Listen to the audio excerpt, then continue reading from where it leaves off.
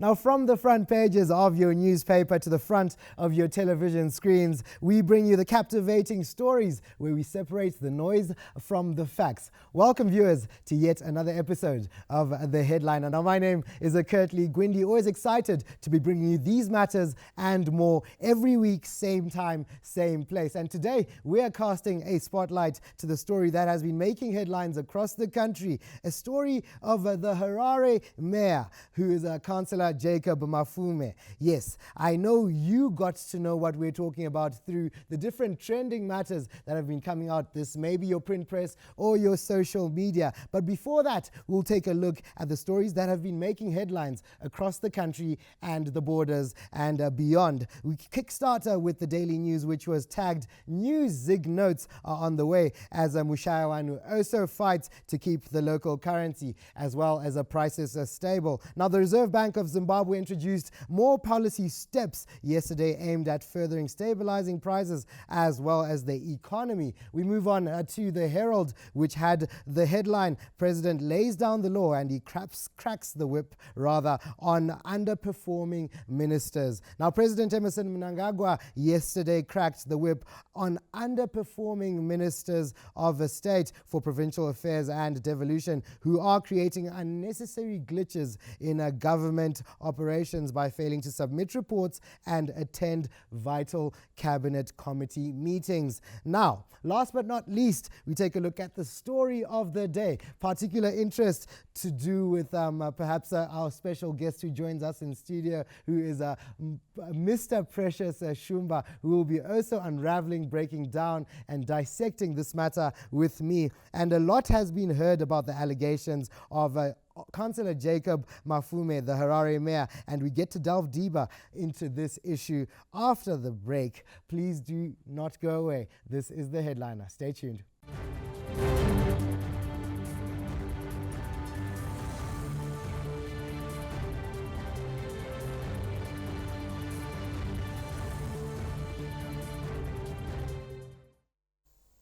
Hello viewers and welcome back. This indeed is the second segment on here, your premium show, The Headliner. My name is Curtly Gwindi and we are doing all things to do with tracking the matter, to do with the revelations around the recent allegations of the Harare City Council mayor. And yes, as alluded to earlier, I am joined in studio by none other than the Harare Residents Trust representative, and this is Mr. Precious Shumba. Thank you so much for staying with us, sir.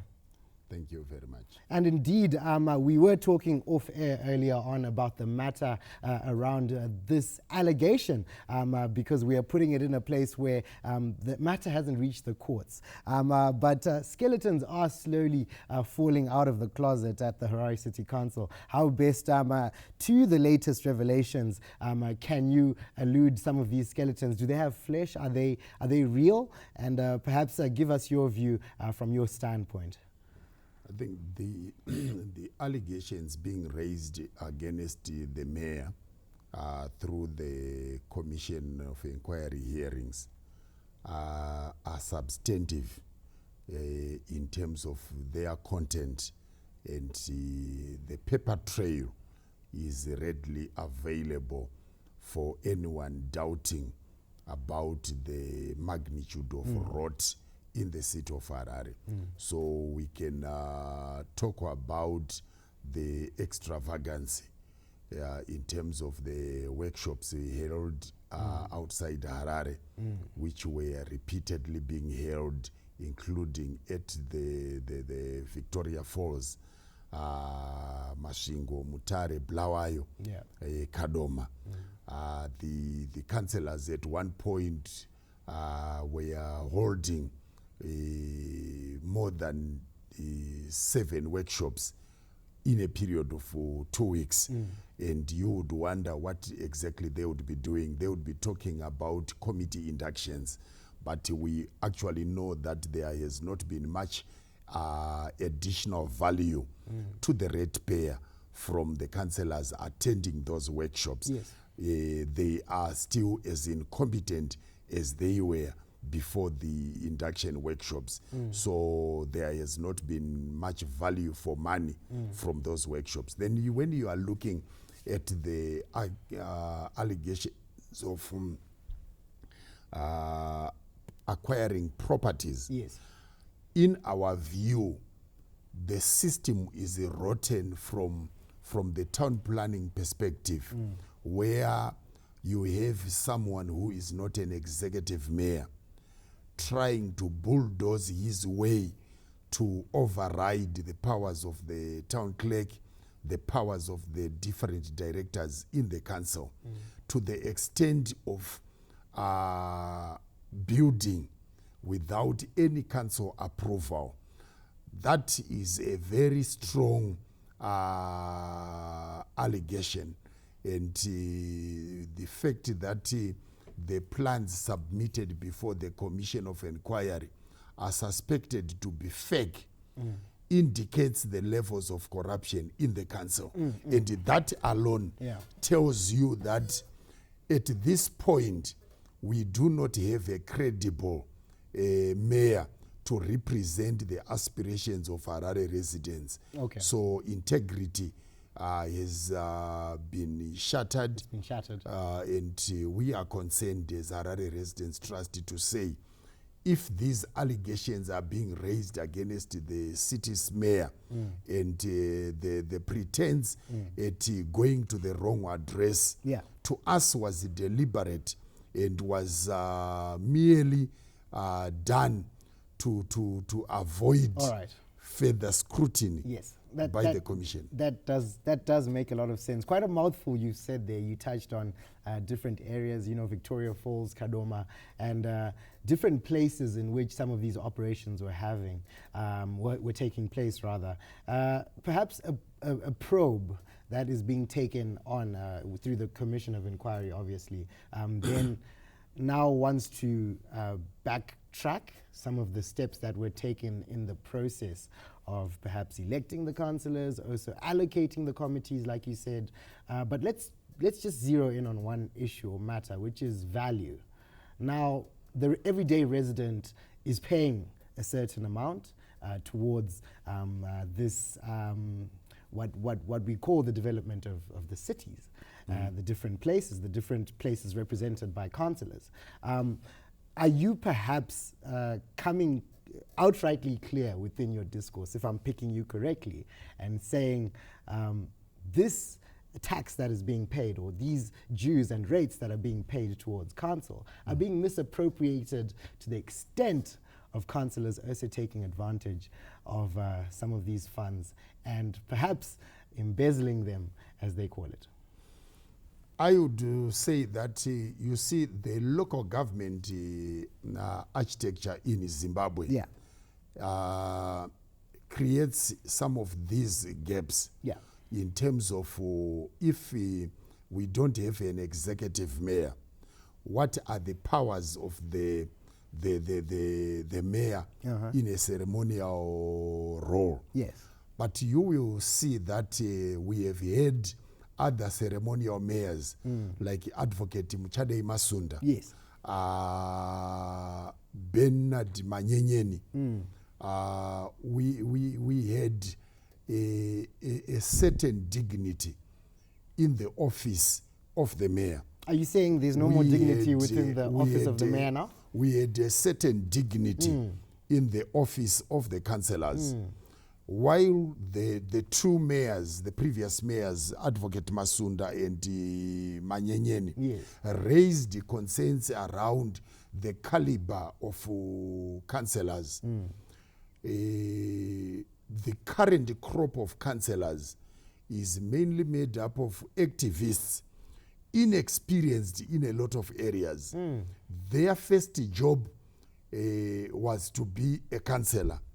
And coming from an area of activism, their only major achievement was maybe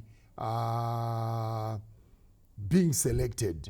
But the selection from that level is always contested. It's highly contested, where people are chosen because they are able to chant. No, Mr. Shumba, isn't that natural of isn't that natural of a council, that contestation? So when you are raising the questions about value for money, we are coming to the issue of saying the composition of council committees leaves a lot to be desired. Councillors are placed in committees in which they lack or have non-existent competencies or history of delivery in finance and development, in town planning, in education, housing, and community services. They are not informed. They don't know anything about it. But because of the issues, people are placed around partisan lines, and that is a major concern, and that is why residents are paying rates for services that are not delivered, that are not provided. There's no waste management, there's no refuse collection. Water is unavailable most of the times. Thank you for that contribution. Like, I always have an appreciation of our guests here. They have a lot to say, and definitely you've touched on a lot of matters that we are also going to be able to unravel in the third and final segment here on The Headliner. An appreciation once again for Mr. Precious Shumba from the Harare Residents Trust, who is speaking to us all to do with the town council, the recent allegations that are fuming around Mr. Jacob Mafume, excuse the pun, Mr. Jacob Mafume. And yes, we are speaking all things to do with that on The Headliner. Please stay.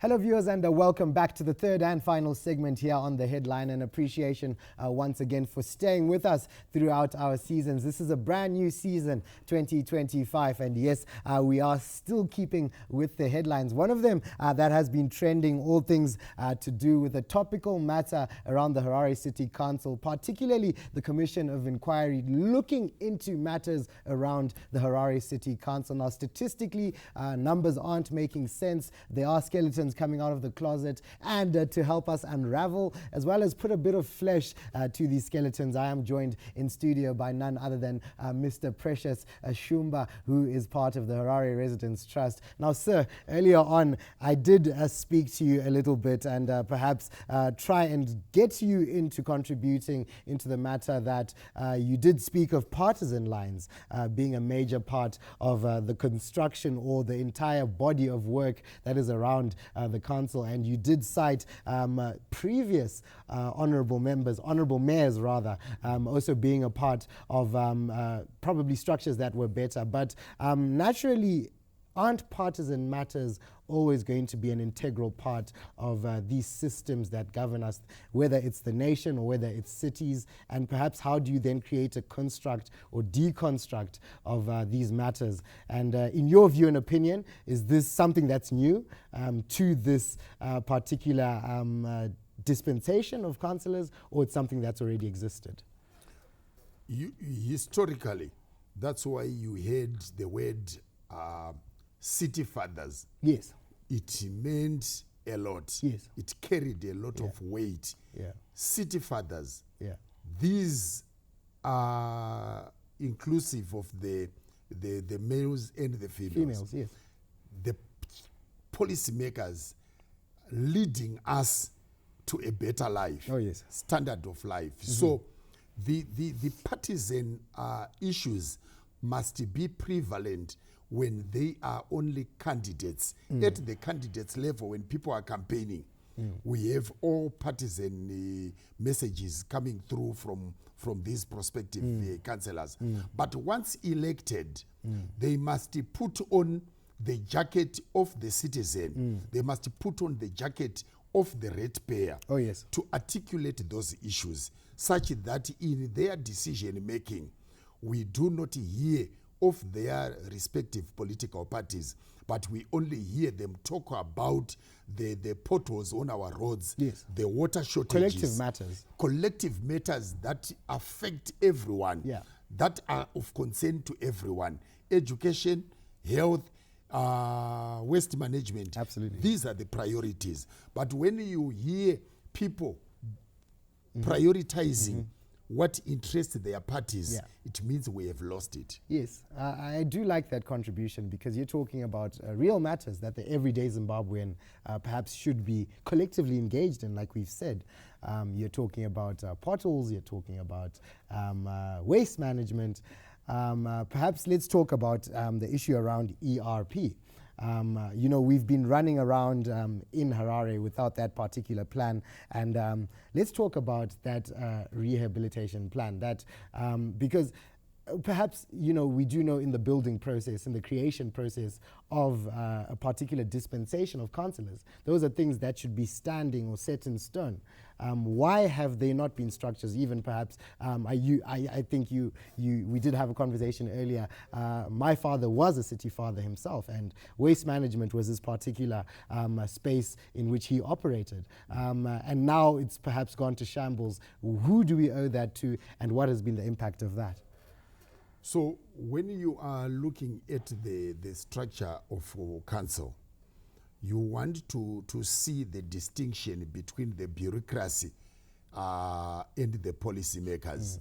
When they are coming into council, their major contribution is to play oversight over the bureaucracy. They must see to it that council policies are being implemented, strategies are being implemented, plans are being executed in a proper manner. But what we are seeing, we must be seeing the representation of the ratepayer throughout the activities of the councillor, throughout the presentations of issues in council.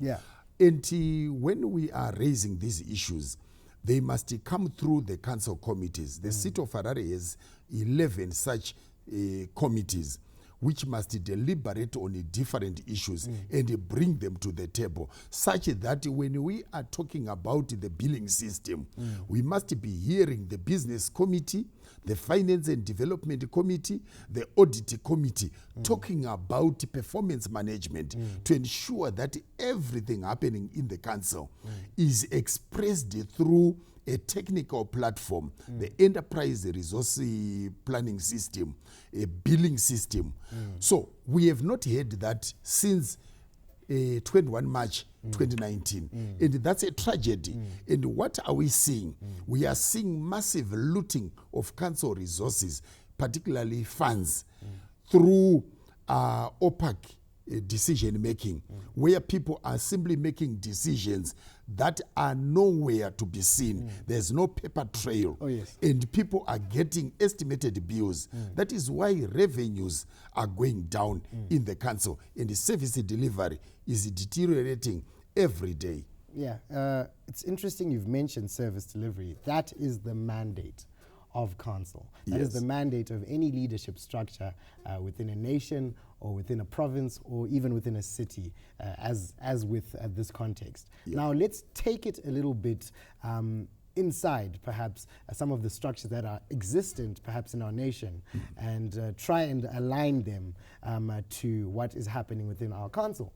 We are aware rather of the performance ratings that perhaps members of parliament, cabinet ministers are given at a certain stage within their tenure in office. Is there such a structure, or has there been such an existing structure within the performance rating spectrum within council, and has that also been something that has been looked into as a way of also just looking at whether our councillors, our leadership within our city fathers are doing the right thing? There is a policy in council where they are required to hold quarterly meetings. That means in every 3 months, a councillor must hold one feedback meeting at the ward level, at least, to interact with the electorate. This has not been happening in most of the wards. Only about 10 councillors are consistently having community meetings. The rest, they are not interested. They have abandoned the electorate. They have abandoned the ratepayer.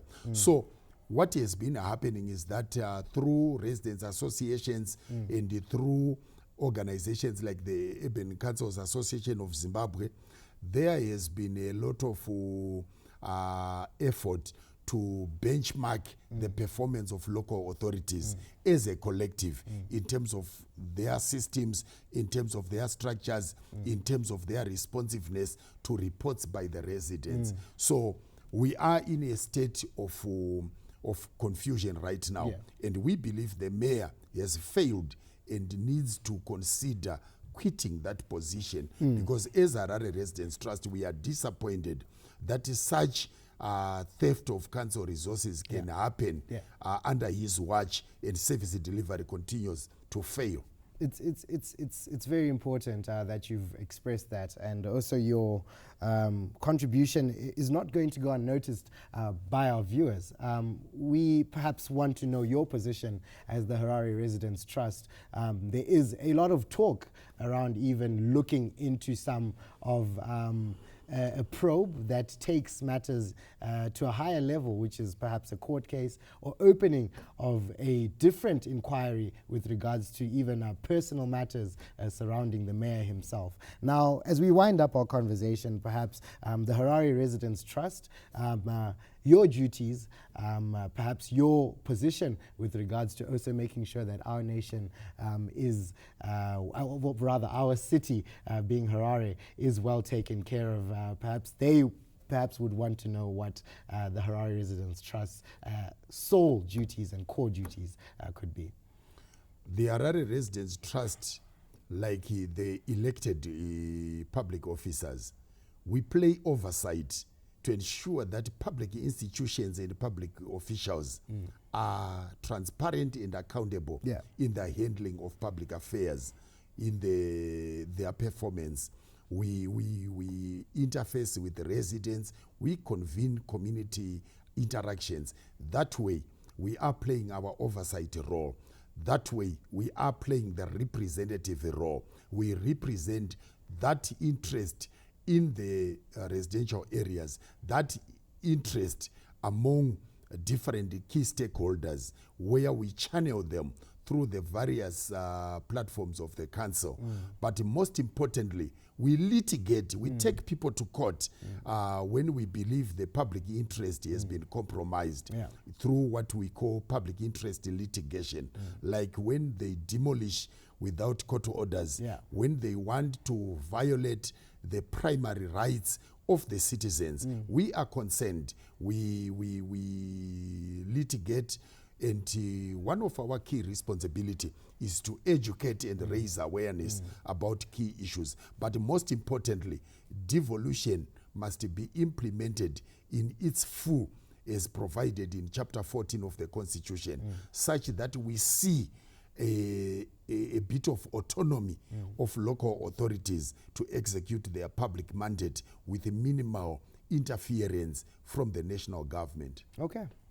We do appreciate your time here, and education and awareness. We do hope that through the headliner, our viewers have had an appreciation of these matters and more. Mr. Precious Shumba has come into the studio, as well as given his piece with regards to the position of the Harare Residents Trust and everything to do with the current shambles that he calls them that are happening at council. However, we do know that where there is a problem, there is a solution. And we do believe that our viewership, once again, can also contribute to these matters, where we are also bringing you this in our comment section at ZBC News Online. And please make sure, once again, you can also tweet to us, send us a message, give us your views, thoughts, and comments on this matter. Now, as we close up, we would like to thank you so much for joining us. And of course, my name is Curtly Gwindi. Always excited, same time, same place, to be bringing you the headliner. And yes, please do make sure you follow